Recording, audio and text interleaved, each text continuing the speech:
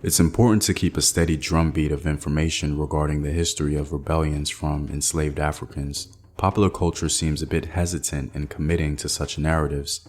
The truth is, slave uprisings happened far more often than we give credit. Moreover, entire maroon communities were created in nearly every region Africans were enslaved, testament to the African dedication to freedom and liberty. Today, we're going to be discussing one of the earliest revolts of enslaved Africans that was possibly led by a woman.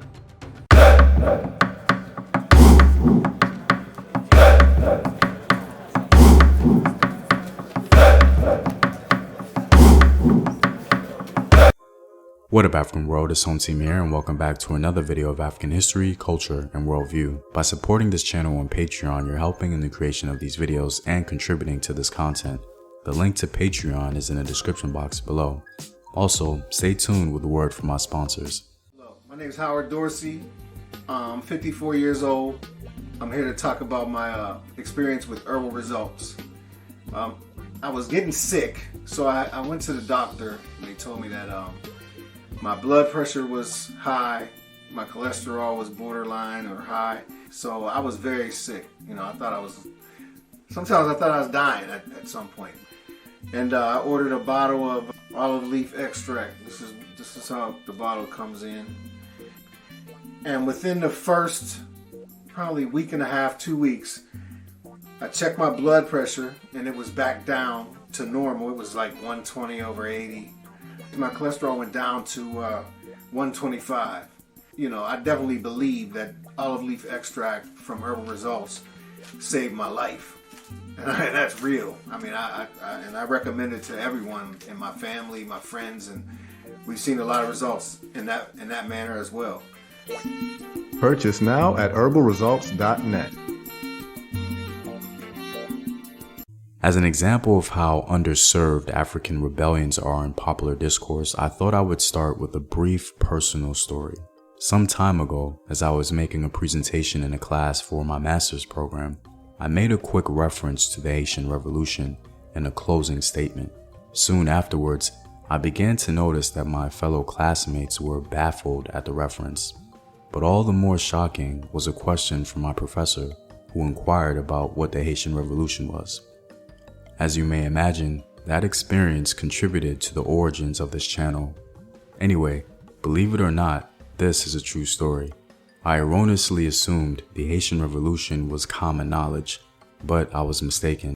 This experience is one of the reasons why I make multiple videos on the history of rebellions by enslaved Africans.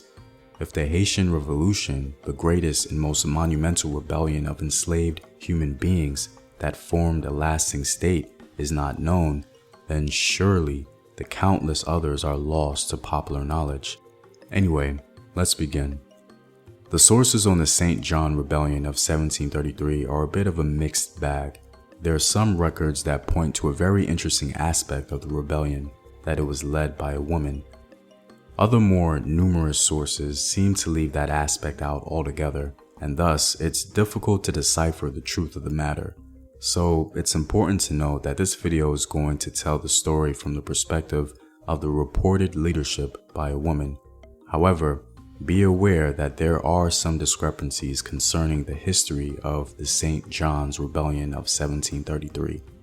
This rebellion on the island of St. John is unique because it was one of the earliest rebellions of enslaved Africans in the Caribbean. It also possessed a certain ethnic makeup. The group of Africans that initiated and participated in the revolt were almost exclusively Akan peoples. This rebellion in particular seems to have been centered on creating an Akan-led state across the Caribbean.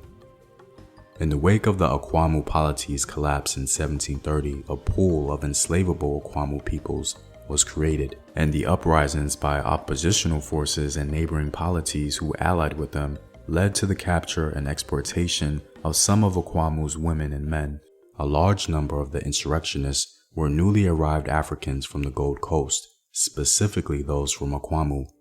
These Akan persons, who were skilled in the use of firearms, remembered the structure and the fall of their polity in Akan land and likely sought to recreate it.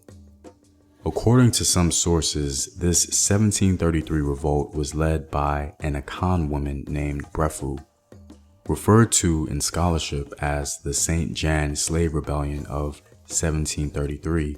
This insurgence was led by Brefu, an Akwamu slave woman who became a strategic rebel leader.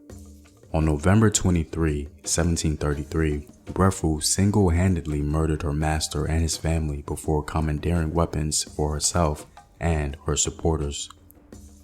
The Akwamu-born slaves were able to capture the entire island because many fearful plantation owners and their families fled the region. Another source reports that the revolt was led by a man named Kanta and his followers, who were all men. These groups of Akan men carried concealed cane knives and took out soldiers at a fort in Coral Bay. There, they raised flags and fired cannon shots as a signal to other Akans to start the uprising. Now, it is possible that the rebellion on the island had different factions, one led by a man and another by a woman, but that perspective remains to be seen in the discourse.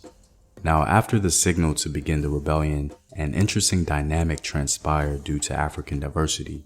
The enslaved Africans in the 18th century were still very much aware of their own ethnic identities, and so old rivalries from the continent could have remained relevant. One scholar suggests, the mixed response of the enslaved indicated that many chose to respond with resistance, though more chose to remain on their plantations or join European forces. These divergent responses may be rooted in African ethnic loyalties. The rebels were identified as Amina slaves by contemporary European observers. The reluctance of other slaves to join them may have been partially based upon their former adversative relations with the Amina peoples in West Africa. This may or may not be true. Meritorious manumission is a thing, but admittedly, there does seem to be more going on between the lines. Regardless, the Akan revolt in St. John lasted from November 1733 to about May 1734, with losses on both sides of the fighting. Reportedly, Brefu and her followers chose a different path other than capture in the end. The rebellion simultaneously revealed the strength of enslaved Africans who maintained ethnic solidarity in their new context, and the weaknesses of the Danish colonial government and military in the face of such strength. It took the support of the French and the British to finally end the revolt. Ironically, the same polarizing ethnic issues facing the Akan in the Caribbean were analogous to the African continent. But as always, history is complex, and hindsight seldom alleviates that reality. Well, I'm all out, guys. If you like these videos and want to help in its continued production, consider supporting the home team on patreon.com. The link is in the description box below. Know thyself. Remember your ancestors. Peace.